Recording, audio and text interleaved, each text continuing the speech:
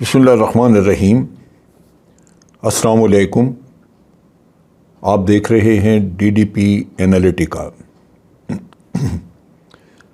پاکستان کے سارے ادارے معتبر ہیں، لیکن خاص طور پہ دو ادارے، ہماری جوڈیشری اور ہماری آرمی، یہ ایسے ادارے ہیں کہ ان کے اوپر اگر تنقید کی جائے پبلکلی یا ان کو سکینڈلائز کیا جائے یا ان کے بارے میں، ان کی لیڈرشپ کے بارے میں ایسی باتیں کہی جائیں جس سے کہ ان کے سبارڈینیٹس میں ان کے لیڈرشپ کے لیے نفرت ہو یا لیڈرشپ کے خلاف وہ سوچنا شروع کریں، یہ انتہائی خطرناک فعل ہے۔ ہمیں ذہن میں رکھنا چاہیے کہ عدالتیں کام کرتی ہیں، ان کے کیسز میں خرابی بھی ہو سکتی ہے، وہ کسی کے لیے کوئی ججز بھی انسان ہیں، کوئی غلطی کر سکتے ہیں یا کوئی اور ان کی وجہ ہو سکتی ہے۔ ہم فیصلوں پہ تنقید کرتے ہیں، لیکن ہمیں تنقید ایسی نہیں کرنی چاہیے جس سے کہ عام آدمی کا اعتماد اپنی عدالتوں سے اٹھ جائے، کیونکہ عدالتیں یہی ہیں اور انہوں نے فیصلے کرنے ہیں، انہوں نے انصاف مہیا کرنا ہے۔ ہم یہ کہہ سکتے ہیں کہ عدالتیں یہ امپروومنٹ کریں تاکہ عام آدمی کا کانفیڈنس بڑھے۔ ہم یہ کہہ سکتے ہیں کہ فیصلے جو ہیں ان میں یہ احتیاط کی جائے تاکہ انصاف بہتر طریقے سے دیا جا سکے۔ تجاویز ہو سکتی ہیں، لیکن ان کی بے توقیری کرنا کسی طرح بھی جائز نہ ہوگا۔ اسی طرح فوج پاکستان ہے۔ ایک طرف تو آپ دیکھتے ہیں کہ فوج پاکستان بے پناہ قربانیاں دیتی ہیں اور دی ہیں اور دے رہی ہیں۔ اس میں یہ بھی ذہن میں رکھا جائے کہ جب ہم قربانیوں کی بات کرتے ہیں یا لوگ اس کو اپریشیٹ کرتے ہیں، سراہتے ہیں، تو اکثر اوقات یہ کہتے ہیں کہ جوان اور سپاہی تو جانے دے رہے ہیں، افسر ٹھاٹھے ہیں، وہ ٹھاٹ پاٹ میں ہیں۔ ایسا نہیں ہے۔ پہلی بات تو یہ کہ اچھا کمانڈر ہمیشہ اپنے جوانوں کے ساتھ ہوتا ہے، وہ جوانوں کی کارکردگی کو سپروائز بھی کرتا ہے، ان کو ہدایت بھی دیتا ہے، ان میں امپروومنٹ بھی لاتا ہے، پلان میں اگر کوئی تبدیلی کرنی ہو وہ کرتا ہے۔ اس کا اپنا ایک بڑا اہم رول ہے۔ لیکن اس کے ساتھ ساتھ یہ بھی ہے کہ جو کمانڈر ہے وہ خود اس سارے پروسیس سے گزر کے آیا ہے۔ اس نے بھی سرحدیں دیکھی ہیں، جنگیں دیکھی ہیں، ایکشن دیکھے ہیں۔ اس نے بھی جا کے سیلاب زدہ لوگوں کو سیلاب سے بچایا، نکالا۔ ہم سب اس دور سے گزر کے آگے بڑھتے ہیں۔ ہماری زندگی کا وہ اثاثہ اور وہ تجربہ ہمارا ایک بہت ہی قیمتی اثاثہ آپ کہہ لیجئے، یا وہی ہماری دولت ہوتی ہے جس کی بنیاد پہ سینئر آفیسرز اپنے جونیئر آفیسرز کو ہدایات دیتے ہیں، ان کو گائیڈ کرتے ہیں اور ان سے وہ کام لیتے ہیں جو کہ کمانڈرز کی حیثیت سے ان کو لینا ہوتا ہے۔ سو یہ ذہن میں رکھیے کہ کچھ لوگ آج سرحد پہ کھڑے ان خطرات کو دیکھ رہے ہیں، اور کچھ وہ ہیں جو پہلے کئی سال ان سرحدی خطرات کو نپٹا کے آج کسی نیچ پہ پہنچے ہیں۔ لہذا یہ ذہن میں سے فرق نکال دینا چاہیے کہ کسی سینئر آفیسر اور جونیئر آفیسر میں کوئی فرق ہے۔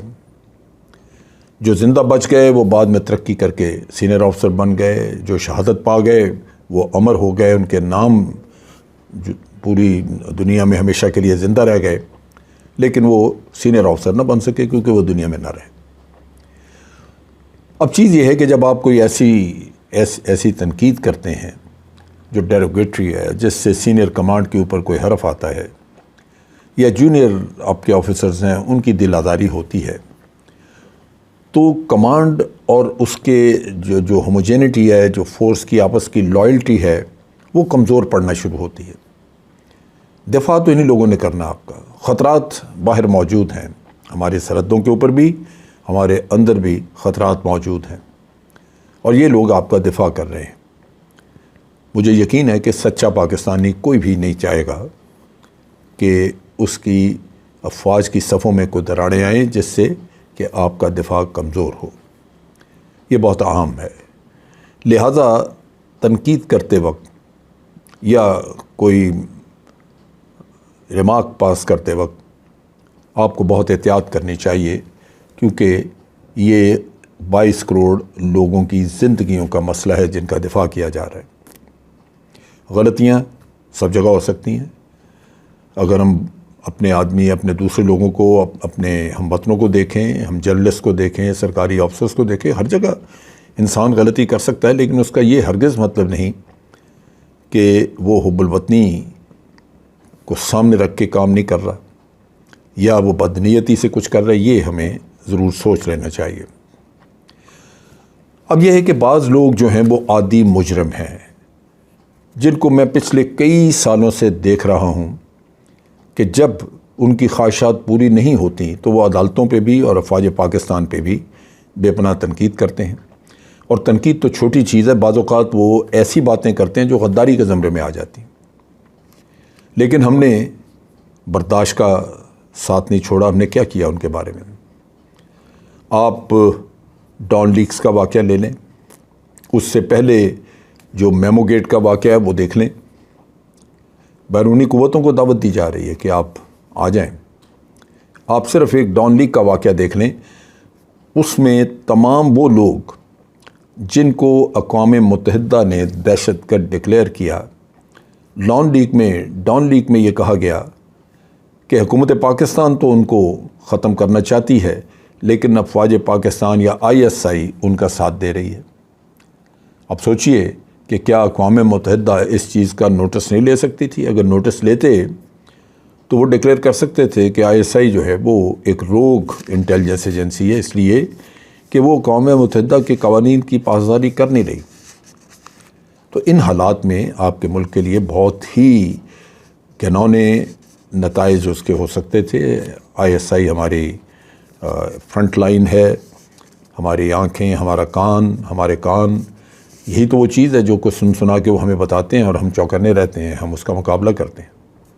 تو اس وجہ سے یہ بڑا ضروری ہے کہ اس طرح کی باتیں نہ ہوں۔ لیکن آپ دیکھ لیجئے کہ ڈان لیکس میں یا اس کے بعد میاں صاحب نے جو انٹرویو دیا، یا پھر ہماری ملٹری لیڈرشپ کے بارے میں جو کچھ وہ کہتے رہے، کبھی گوجرانوالہ کے جلسہ میں، کبھی اور کہیں، ہم نے سب برداشت کیا، شاید یہ سوچ کے کہ ان لوگوں کو بھی کبھی خیال آ جائے گا کہ جو کچھ وہ کر رہے ہیں یا کرتے ہیں یہ مناسب نہیں ہے۔ میاں صاحب کی بیٹی لگاتار اس کام پہ لگی رہی، خواجہ آصف کی آپ کے پاس ہیں موجود، بعض اوقات عمران خان کی بھی پرانی ہیں جو کہ آپ کو سننے کو ملیں گی، اور بعض جرنلسٹ ہیں جو کہ لگاتار اس کام پہ لگے رہے ہیں۔ ابھی میں دیکھ رہا ہوں کہ یہ جو شیریں مزاری کا قصہ ہوا، اس میں ان کی بیٹی جو ہے وہ ملٹری لیڈرشپ پہ کھلے بندوں الزام لگا رہی ہے۔ اگر یہ پہلا الزام ہوتا تو میں سمجھتا کہ شاید وہ اس کو کچھ غلط فہمی ہوئی ہے، لیکن وہ تو اس کی تو تاریخ ہے، وہ ہمیشہ ہر غلط کام کے اوپر مسنگ پرسنز ہوں، کسی کا پکڑے جانا، کسی کا کوئی جرم، اس میں وہ ملوث کرتی ہے آرم فورسز کو۔ تو بالکل ایسے عادی مجرم کو تو سزا ہونی چاہیے، سب کو ہونی چاہیے۔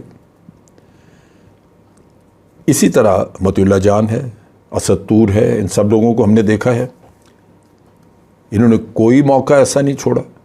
اور اگر آج ان کے مقاصد کے تحت جو کچھ وہ چاہتے ہیں، اگر آج کوئی حالات ان کے موافق ہیں تو یہ عارضی چیز ہے، کل پھر وہ یہی کچھ کریں گے۔ تو ان کو ہم نے کچھ نہیں کہا، ان کو چھوڑا ہوا ہے۔ سو حکومت وقت جو ہے وہ در حقیقت یہ کر رہی ہے کہ کیسز ان لوگوں کے خلاف بنا رہی ہے جن کو وہ سمجھتی ہے کہ یہ ان کو سپورٹ نہیں کرتے رہے۔ ان میں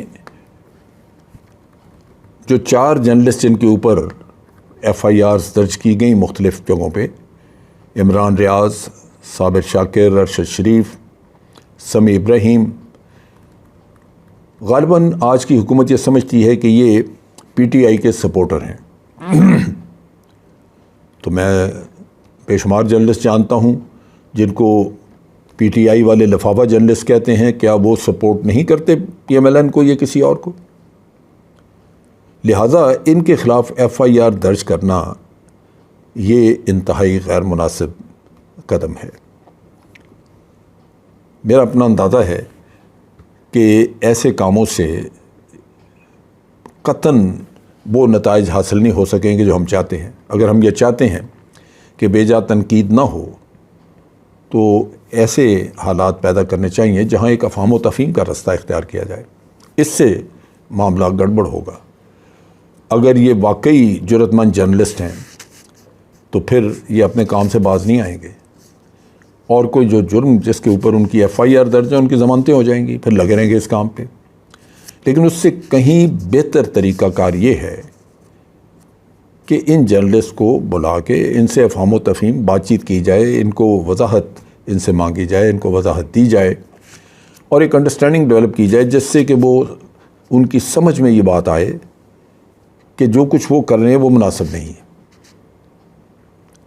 اور وہ محسوس کریں کہ ان کے عمل میں کچھ غلطی ہے، لہذا وہ اس کی اصلاح کر لیں. لیکن اگر ہم اسی طرح یہ کام کریں اور پاکستان میں اور بھی لوگ کرنا شروع کر دیں تو کتنے لوگوں کے اوپر FIR درج کرائیں گے ہم؟